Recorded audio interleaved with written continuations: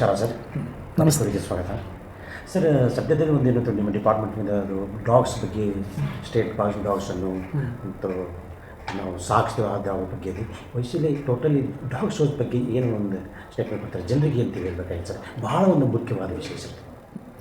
ಈಗ ಡಾಗ್ಸ್ ಅಂದರೆ ಶ್ವಾನ ಅಥವಾ ನಾಯಿ ಇದು ನಮ್ಮ ಸಮಾಜದ ಒಂದು ಅವಿಭಾಜ್ಯ ಘಟಕ ಆಗಿದೆ ಸರ್. ಇದು ಈಗಲ್ಲ, ಪುರಾತನ ಕಾಲದಿಂದ ಮನುಷ್ಯರ ಹಿಂಬಾಲೆ ನಾಯಿ ಸಹವಾಸ ಇದ್ದೇ ಇದೆ. ಇತ್ತೀಚೆಗೆ ಎರಡೂ ಬಾಜು ನೋಡ್ಕೋಬೋದು ನಾವು. ನಾಯಿ ಸಾಕಾಣಿಕೆ ಒಳಗೆ ಸಿಕ್ಕಾಪಟ್ಟೆ ಮಂದಿ ಭಾಳ ಸೀರಿಯಸ್ಲಿ ದೇ ಆರ್ ಭಾಳ ಜಾಸ್ತಿ ಇಂಟೆನ್ಸಿಟಿಲಿ ಅದ್ರ ಮೇಲೆ ಪ್ರೀತಿ ಮಾಡೋದು, ಸಾಕೋದು, ಅದ್ರ ಮೇಲೆ ಕಾಳಜಿ ತೊಗೊಳೋದು, ಇವು ಸನೇದರಾಗ ಅದು ನೋಡ್ತಾ ಇದ್ದೀವಿ. ಅದೇ ರೀತಿ ಒಂದು other side of the coin ಅಂತೀವಿ ನಾವು. ಈ ಬೀದಿ ನಾಯಿಗಳ ಮುಂಬಾಲೆ ಈ ಮಕ್ಕಳು ಕಡಿಯೋದಾಗಲಿ ಅಥವಾ ಮಂದಿ ಬೆನ್ನು ಹತ್ತಿ ಪಾಪ ಆಕ್ಸಿಡೆಂಟ್ ಆಗಿ ಮಂದಿ ಸಾವನ್ನಪ್ಪದು. ಸ್ಟ್ರೀಟ್ ಡಾಗ್ ಬಗ್ಗೆ ಭಾಳ ಸ್ವಲ್ಪ ಹೌದು, ಅಂದರೆ ಸ್ಟ್ರೀಟ್ ಡಾಗ್ ಈಗ ಸ್ವಲ್ಪ ಅಂದರೆ ನಾವೇನು ಸಾಕ್ತಾ ಇದ್ದೀವಿ ಅಲ್ಲೊಂದು ಆ್ಯಟಿಟ್ಯೂಡ್ ಬೇರೆ ಇದೆ, ಬೀದಿ ನಾಯಿ ಬಗ್ಗೆ ಮನುಷ್ಯರ ಆ್ಯಟಿಟ್ಯೂಡ್ ಬೇರೆ ಇದೆ ಸರ್. ಈಗ ಹೆಂಗೈತೆ ಅನಿಮಲ್ಸ್ ಏನು ಅದಾವಲ್ಲ, in general any animal for that matter they are territorial ಅಂತಂದ್ರೆ ಅವ್ರ ಸ್ಥಾನಿಕ. ಫಾರ್ ಎಕ್ಸಾಂಪಲ್ ನೀವು ನಿಮ್ಮ ಮನ್ಯಾಗ ಇರ್ತೀರಿ, ಈಗ ಆ ಮನೆ ನಿಮ್ದು ಐತಿ, ನೀವು ಸಿಕ್ಕವ್ರಿಗೆ ನಿಮ್ಮ ಮನೆ ಒಳಗೆ ನೀವು ನುಗ್ಗಾಕ ಕೊಡೋಂಗಿಲ್ಲ, ಕೊಡ್ತೀರಾ? ಇಲ್ಲ.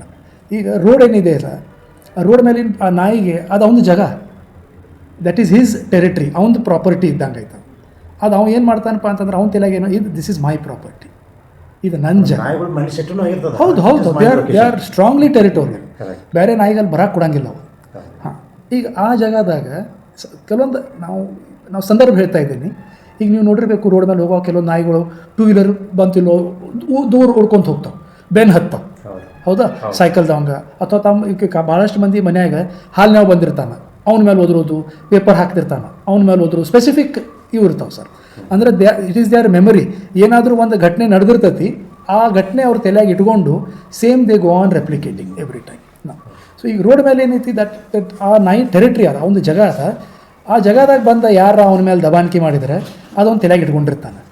ಹೌದಾ? So then that is the reason for ಇದು ಅಗ್ರೆಷನ್ ಆರ್ ಡಾಮಿನೇಷನ್. ಒಂದು ಇನ್ನೊಂದು ಏನಪ್ಪ ಅಂತಂದ್ರೆ ಸರ್, ಹೆಂಗೆ ಹಾಕೈತ್ರಿ ಅನಿಮಲ್ ಕಿಂಗ್ಡಮ್ ಒಳಗೆ ದೇರ್ ಆರ್ ಓನ್ಲಿ 2 ಪ್ರಯಾರಿಟೀಸ್. ಬರೀ 2 ಪ್ರಯಾರಿಟಿ. ಏನಪ್ಪ ಅಂತಂದ್ರೆ ಒಂದು ಆಹಾರ, ಇನ್ನೊಂದು ಮೇಟ್, ಅಂದರೆ ಬ್ರೀಡಿಂಗ್ ಮಾಡೋ ಸಲುವಾಗಿ ಮೇಟಿಂಗ್. ಸೊ ಫುಡ್ ಸಲುವಾಗಿ ಏನು ಹಾಕೈತ್ರಿ, ಎನಿ ಪ್ರಾಣಿ ಮಾತ್ರ ಅದು ಆಹಾರ ಅಂದರೆ ಎಲ್ಲಕ್ಕಿಂತ ಶ್ರೇಷ್ಠ. ಅದು ಮೊದಲು ಬೇರೆದವ್ರ ಹಿಂಬಲ್ಲಿ ಶೇರ್ ಮಾಡೋದು, ಅದು ಇದು ಮಾಡೋಂಗಿಲ್ಲ. ಸೊ ಅದು ತನ್ನ ಆಹಾರ ಪ್ರೊಟೆಕ್ಟ್ ಮಾಡೋಕ್ಕೆ ತಮ್ಮ ಟೆರಿಟ್ರಿನಾಗ ಏನು ಆಹಾರ ಐತಿ ಅದ್ರದ್ದು ಆಹಾರ ಇದು ನಂದು ಅಂಥೇಳಿ ಅದಕ್ಕೆ ಒಂದು ಫೀಲಿಂಗ್ ಇರ್ತದೆ. ಈಗ ಇವು ಆ ಟೆರಿಟರಿನಾಗ ಏನು ಇರ್ತೈತಲ್ರಿ, that dog is very very strong. ನೀವು ಫಾರ್ ಎಕ್ಸಾಂಪಲ್ ಈಗ ಒಂದು ಏರಿಯಾ ಒಂದು ಅನ್ಗೋಳ್ನಾಗ ಇರತ್ತೀರಿ. ಈಗ ಅನ್ಗೋಳ್ನಾಗ ಒಂದು ಕಾಲಿನಾಗ ಇರೋ ನಾಯಿ, ನೀವು ಆ ಕಾಲಿನಾಗ ಭಯಂಕರ ಸ್ಟ್ರಾಂಗ್ ಇರ್ತಾನೆ ಅವನು. ಅವ್ನು ತೆಗೆದು ನೀವು ಇಲ್ಲಿ ಹನುಮಾನ್ ನಗರನಾಗ ಹಾಕ್ರಿ, ಅವ್ನು ಅರ್ಧಕ್ಕಿಂತ ಹೆಚ್ಚಿಗಿನ ನರಮಾಗಿ ಬರ್ತಾನೆ. ಹಾಂ, ಸೊ ಹೇಳೋ ತಾತ್ಪರ್ಯ ಏನಪ್ಪ, dogs are territorial, they are dominant in they are permanent location.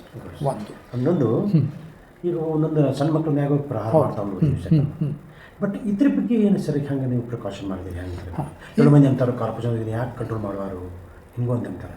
ಇದಕ್ಕೆ ಏನು ಮಾಡಬೇಕು ಸರ್? ಈಗ ಬೀದಿ ನಾಯಿ ಪರಿಹಾರ ಅಥವಾ ಬೀದಿ ನಾಯಿ ಸಮಸ್ಯೆ ಬರೀ ಒಂದು ಕಾರ್ಪೊರೇಷನ್ದವ್ರದ್ದು ಜವಾಬ್ದಾರಿ ಅಲ್ಲ, ಅಥವಾ ಬರೀ ಅವ್ರು ಅಷ್ಟೇ ಮಾಡಿದರೆ ಈ ಬೀದಿ ನಾಯಿ ಕಂಟ್ರೋಲ್ ಆಕೈತಂತ I will not agree to this statement sir. ಇದು ಒಂದು ಸಾಮೂಹಿಕ, ನಮ್ಮ ಸಮಾಜದ ಪೂರ್ತಿ ಜವಾಬ್ದಾರಿ ಇದೆ ಸರ್. ಈಗ ಯಾವಾಗಲೂ ನಾಯಿಗಳು ನಿಮಗೆ ಎಲ್ಲಿ ಜಾಸ್ತಿ ಕಾಣ್ತಾವಪ್ಪ ಅಂತಂದರೆ, ಎಲ್ಲಿ ಹೊಲಸು ಜಾಸ್ತಿ ಅದ, ಕಚರ ಜಾಸ್ತಿ ಅದ, ತಿನ್ನೋ ಸಾಮಾನು ಜಾಸ್ತಿ ಅದ. ನೀವು ಬೇಕಾದ್ರೆ ಎಕ್ಸ್ಪೆರಿಮೆಂಟ್ ಮಾಡಿ ನೀವು ಎಲ್ಲಿ ಕ್ಲೀನ್ಲಿನೆಸ್ ಐತಲ್ಲ ಅಲ್ಲಿ ಒಟ್ಟು ನಾಯಿ ಆಡಾಡೋಂಗಿಲ್ಲ. ನಿಮ್ಮ ಪರಿಸರ ನೀವು ಫಸ್ಟ್ ಕ್ಲೀನ್ ಇಡ್ರಿ. ಈಗ ಕ್ಲೀನ್ಲಿನೆಸ್ ಸಲುವಾಗಿ ಸಾಕಷ್ಟು ಪ್ರಯತ್ನಗಳು ನಡುತ್ತಾವೆ. ಈಗ ಮನೆಗೆ ಬಂದು ನಮ್ಮ ಕಾರ್ಪೊರೇಷನ್ ಗಾಡಿಗಳು ಬಂದು ಕಚರ ತುಂಬ ಹೋಗ್ತಾರೆ.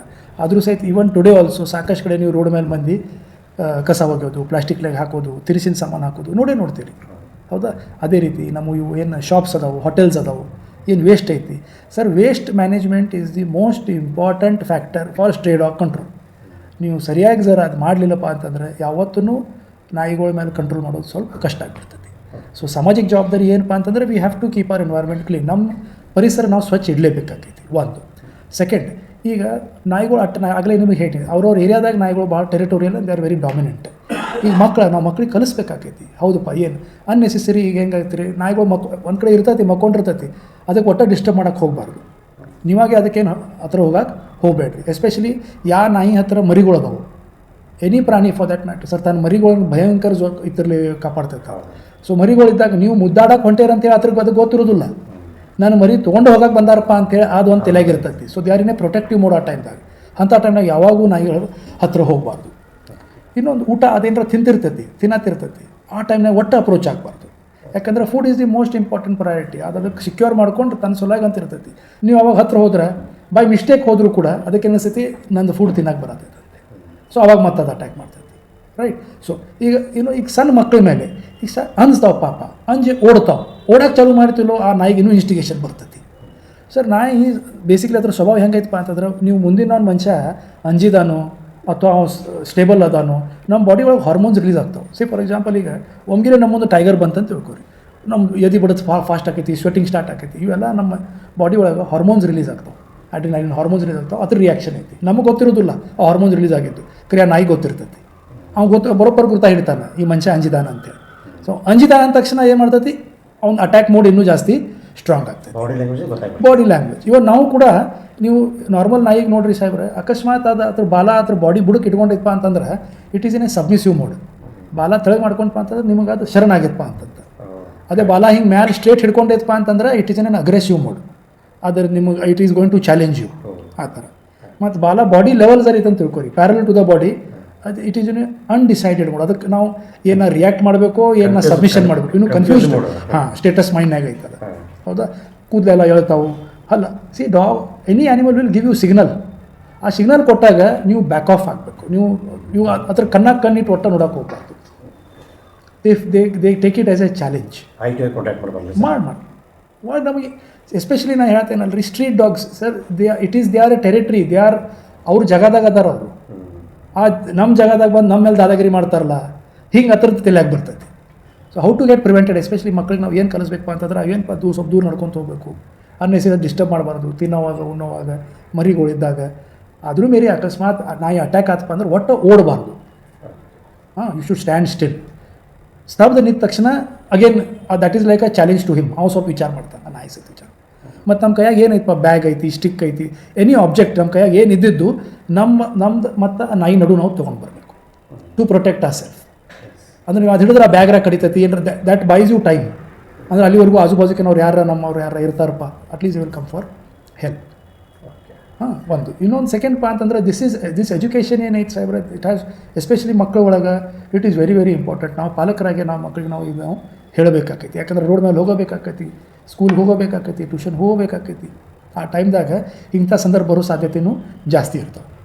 ಅದಕ್ಕೆ ಈಗ ಸದ್ಯಕ್ಕೆ ಈಗ ಮೊನ್ನೆ ನಮ್ಮ ಸುಪ್ರೀಂ ಕೋರ್ಟ್ ಗೈಡ್ಲೈನ್ಸ್ ಪ್ರಕಾರ ಏನು ಸಂಸ್ಥೆಗಳದಾವೆ ಅಂದರೆ ಸ್ಕೂಲ್ ಆಗಲಿ, ಹಾಸ್ಪಿಟಲ್ಸ್ ಆಗಲಿ, ರೈಲ್ವೆ ಸ್ಟೇಷನ್, ಬಸ್ ಡಿಪೋ, ಇವನ್ ಪಾರ್ಕ್ಸ್, ಅಂದರೆ ಪಬ್ಲಿಕ್ ಪ್ಲೇಸಸ್, ಜನದಟ್ಟಣೆ ಎಲ್ಲೆಲ್ಲಿ ಜಾಸ್ತಿ ಇದೆ ಅಲ್ಲಿ ಏನು ಹಿಂಗೆ ನಾಯಿಗಳು ಅದಾವಲ್ಲ, ಸ್ಥಾನಿಕ ನಾಯಿಗಳು ಅಂದರೆ ಅದ್ರ ಜಾಗ ಟೆರಿಟರಿ ಐತೆ ಅದರದ್ದು, ಅವು ನಾಯಿಗಳನ್ನ ಅಲ್ಲಿಂದ ತೆಗೆದ ಒಂದು ಆಶ್ರಯ ಸ್ಥಾನದಲ್ಲಿ ಅವು ನಾವು ಶಿಫ್ಟ್ ಮಾಡಬೇಕಾಗಿದೆ. ಸುಪ್ರೀಂ ಕೋರ್ಟ್ ಎಸ್ಪೆಷಲಿ ಏನು ಸಂಸ್ಥೆ ಒಳಗದಾವೆ, ಸ್ಟ್ರೀಟ್ ಮೇಲೂ ಅಲ್ಲ, ಏನು ಸಂಸ್ಥೆ ಒಳಗದಾವೆ ಅವಕ್ಕೆ ಅಲ್ಲಿ ತೊಗೊಂಡು ಹೋಗಿ ಅದಕ್ಕೆ ABC ಅಂತೇನು ಅನಿಮಲ್ ಬರ್ತ್ ಕಂಟ್ರೋಲ್ ಮಾಡಿ ವ್ಯಾಕ್ಸಿನೇಷನ್ ಮಾಡಿಸಿ ಅವು ಆಯುಷ್ಯ ತುಂಬ ಆ ಶೆಲ್ಟರ್ನ ಹೋಮ್ನಾಗೇ ಇರುವ. ಆ ರೀತಿ ನಿಮ್ಮ ಡಿಪಾರ್ಟ್ಮೆಂಟ್ ಶೆಲ್ಟರ್ನೆಲ್ಲ ವ್ಯವಸ್ಥೆ ಮಾಡಿದ್ರು ಸರ್. ಈಗ ಶೆಲ್ಟರ್ ಮಾಡೋದು ಅಂತ it is with the local body sir. ಪ್ರತಿಯೊಂದು ಗ್ರಾಮ ಪಂಚಾಯತಿಗೆ ಪ್ರತಿಯೊಂದು ಗ್ರಾಮ ಪಂಚಾಯತಿ ಅವ್ರು ಶೆಲ್ಟರ್ ಮಾಡ್ತಾರೆ ಸರ್. ಅರ್ಬನ್ ಡೆವಲಪ್ಮೆಂಟ್ ಬಾಡಿ ಅವ್ರು ಮಾಡ್ತಾರೆ ಸರ್. ಈಗ ನಮ್ಮ corporation Belagavi city corporation DC ಸಾಹೇಬರು 2 ಎಕರೆ ಸಪ್ರೇಟ್ ಜಾಗ ಕೊಟ್ಟಿದ್ದಾರೆ ಸರ್. ಆಗಲೇ ಶೆಲ್ಟರ್ ಕಟ್ಟೋದು ಅಂದರೆ ಕೆಲಸ ಭಾಳ ಫಾಸ್ಟ್ ಇದರಲ್ಲಿ ಚಾಲೂ ಐತೆ ಸರ್ ಅದು. So these are permanent shelters for dogs which are within the institutions. Road ಮೇಲಿನ ನಾಯಿ ಅಲ್ಲ. ಸೊ ಇದ್ರ ಬಗ್ಗೆ ಭಾಳ ಜನಗಳ ಒಳಗೆ ಕನ್ಫ್ಯೂಷನ್ ಅದ. ರೋಡ್ ಮೇಲಿನ ನಾಯಿ ತೊಗೊಂಡು ಹೋಗ್ತಾರೆ ಇಲ್ಲ. ಫಸ್ಟ್ ಇದೇನೈತಲ್ರಿ ಸಂಸ್ಥೆ ಒಳಗಿನ ನಾಯಿಗಳು. ಓಕೆ, ಸಂಸ್ಥೆ ಫಾರ್ ಎಕ್ಸಾಂಪಲ್ ಏನು ಈ ಗೌರ್ಮೆಂಟ್ ಈಗ ನಮ್ದು ಇದು ಕಂಪೌಂಡ್ ತೊಗೊಳಿ ಸರ್. ಅದಕ್ಕೆ ಮತ್ತು ಇನ್ನೊಂದು ಡೈರೆಕ್ಷನ್ಸ್ ಏನು ಕೊಟ್ಟಾರ ಸುಪ್ರೀಂ ಕೋರ್ಟ್ದವ್ರಪ್ಪ ಅಂತಂದರೆ, ಈಗ ಒಮ್ಮೆ ಹಿಂಗೆ ಸಂಸ್ಥೆದಿಂದ ತೊಗೊಂಡು ಹೋದ್ಮೇಲೆ ಆ ಸಂಸ್ಥೆ ಮುಖ್ಯಸ್ಥರ ಜವಾಬ್ದಾರಿ ಆ ನಾಯಿ ಹೊಳ್ಳಿ ಬರಬಾರ್ದು ಅಥವಾ ಬೇರೆ ನಾಯಿ ಒಳಗೆ ಬರಬಾರ್ದು ಅಂತ. ಸೊ ಅದಕ್ಕೆ ಪ್ರತಿಯೊಂದು ಸಂಸ್ಥೆ ಅವ್ರಿಗೆ ಒಂದು ನೋಡಲ್ ಆಫೀಸರ್ ನೇಮಿಸಿದ್ದಾರೆ. ಆ ಸಂಸ್ಥೆ ಅದಕ್ಕೆ ಕಂಪೌಂಡ್ ಮಾಡೋದು ಅಂದರೆ you have to prevent the ingress of other dogs inside. So at one time ಇಲ್ಲಿಂದ ತೊಗೊಂಡು ಹೋಗ್ತಾರೆ, ಹೊಳ್ಳಿ ಬರಬಾರ್ದಂತ ನೋಡ್ಕೊಳ್ಳೋ ಜವಾಬ್ದಾರಿ ಪ್ರತಿಯೊಂದು ಸಂಸ್ಥೆ ಮುಖ್ಯಸ್ಥದ್ದು. ಸೊ ಈ ಥರ ಗೌರ್ಮೆಂಟ್ ಆಯ್ತು, ಪ್ರೈವೇಟ್ ಆಯ್ತು, ಎಲ್ಲ ಆಯ್ತು. ಸೊ ಈ ಸ್ಕೂಲ್ಸ್, ಎಸ್ಪೆಷಲಿ ಸ್ಕೂಲ್ಸ್, ಹಾಸ್ಪಿಟಲ್ಸ್, ಈ bus depose, railway stations, public places, ಜನದಟ್ಟಣೆ ಎಲ್ಲಿ ಜಾಸ್ತಿ ಇದೆ ಹೌದಾ. ಆ ಶೆಲ್ಟರ್ ಮೇಲೆ ತೊಗೊಂಡು ಹೋದ್ಮೇಲೆ ದೆನ್ ಅದ್ರ ಮುಂದಿನ ಪ್ರಕ್ರಿಯೆ ಎಲ್ಲ ಸ್ಟಾರ್ಟ್ ಆಯ್ತು ಸರ್ ಎಲ್ಲ ಈಗ. ಒಂದು ನಾಯಿ ಸಾಕಬೇಕಾದ್ರೆ ಏನೋ ಪರ್ಮಿಷನ್ ತೊಗೋಬೇಕಾಗ್ತದೆ. ಈಗ ಸರ್ ಹೆಂಗೈತೆ ರೀ, ಈಗ ಲೋಕಲ್ ಬಾಡಿ ಅಂತೀವಿ ನಾವು. ಸೊ ಎಲ್ಲ ಕಡೆ ಸೇಮ್ ರೂಲ್ ಇಲ್ಲ. ಈಗ ನಾವು ಮೆಟ್ರೋಪಾಲಿಟನ್ ಸಿಟೀಸ್ನಾಗ ಹೋದ್ರೆ, ಮುಂಬೈ ಆಗಲಿ ಬೆಂಗಳೂರು ಆಗಲಿ, ಅಲ್ಲಿ ರಿಜಿಸ್ಟ್ರೇಷನ್ ಕಂಪಲ್ಸರಿ ಅದ. ಈಗ ಫಾರ್ ಎಕ್ಸಾಂಪಲ್ ನಮ್ಮ ಬೆಳಗಾವಿದಾಗ ಇನ್ನೂ ಇಲ್ಲ. ಕರೆ ಮಾಡೋದು ಒಳ್ಳೇದು. ಹಂಗೆ ಮಾಡೋದ್ರಿಂದ ಏನು ಆಕೈತಿ ರೀ, ಅಟ್ಲೀಸ್ಟ್ ನಮಗೆ ನಾಯಿ ಸಂಖ್ಯೆ ಎಕ್ಸಾಕ್ಟ್ಲಿ ಗುರ್ತಾಕೈತಿ, ಯಾವ ನಾಯಿ ಐತಿ, ಏನೈತಿ, ಯಾವ ಏರಿಯಾದಾಗ ಐತಿ, ಸಾಕ್ತಾರೆ ಎಷ್ಟ, ಹೌದಾ. ಸೊ ದಟ್ ರಿಜಿಸ್ಟ್ರೇಷನ್ ಇದ್ರೆ ಭಾಳ ಒಳ್ಳೆಯದು, ನಂದೊಂದು ವೈಯಕ್ತಿಕ ಅಭಿಪ್ರಾಯ ಇದ್ರ ಬಗ್ಗೆ. ಇನ್ನೊಂದು ತಮ್ಮ ಚಾನಲ್ ಮುಖಾಂತರ ನಾವು ಒಂದು ಕೋರಿಕೆ ನಮ್ಮೆಲ್ಲ ಜನರಿಗೆ ಏನಪ್ಪ ಅಂತಂದರೆ, ಈಗ ಎಲ್ಲರೂ ನಾಯಿಗಳು ಖರೀದಿ ಮಾಡ್ತಾರೆ, 10,000 20,000 ಭಾಳ ರೊಕ್ಕ ಖರ್ಚು ಮಾಡಿ, ಅದು ತಳಿ ಒಂದು ವಿಶೇಷ ತಳಿ ಇರಬೇಕಪ್ಪ ಅಂಥೇಳಿ. ಇರಲಿ, ಅದೇ ನಾವೇನು ಅಂಥ ನಿಮ್ಮ ಶೌಕ್ ಇರೋದೇನು ತಪ್ಪೇನಲ್ಲ. ಆದರೆ ಏನು ನಾವು ಬೀದಿ ಮೇಲೆ ನಾಯಿಗಳು ಅದಾವೆ ಸರ್, ಎಲ್ಲ ನಾಯಿಗಳು ಒಂದೇ, ಕೊಡೋ ಪ್ರೀತಿ ಒಂದೇ. There is nothing short in that.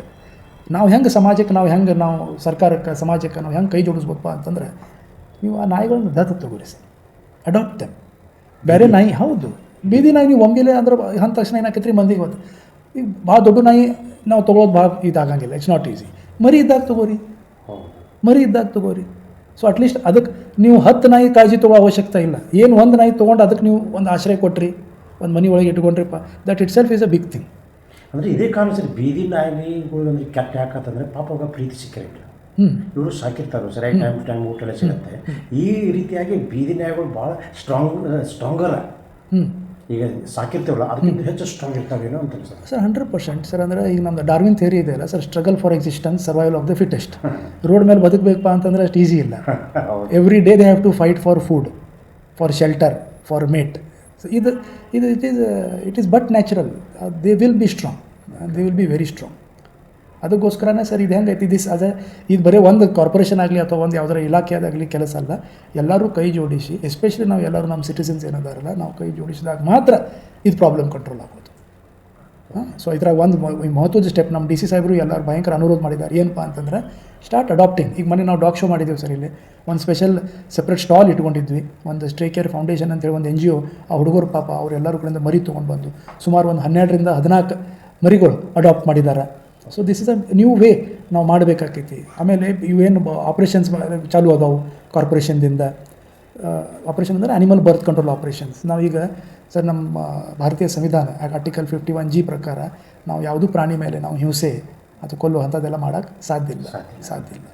So ನಮ್ಮ ಕಾನ್ಸ್ಟಿಟ್ಯೂಷನ್, ನಮ್ಮ ನಮ್ಮ culture, it has given right for everyone, all animals.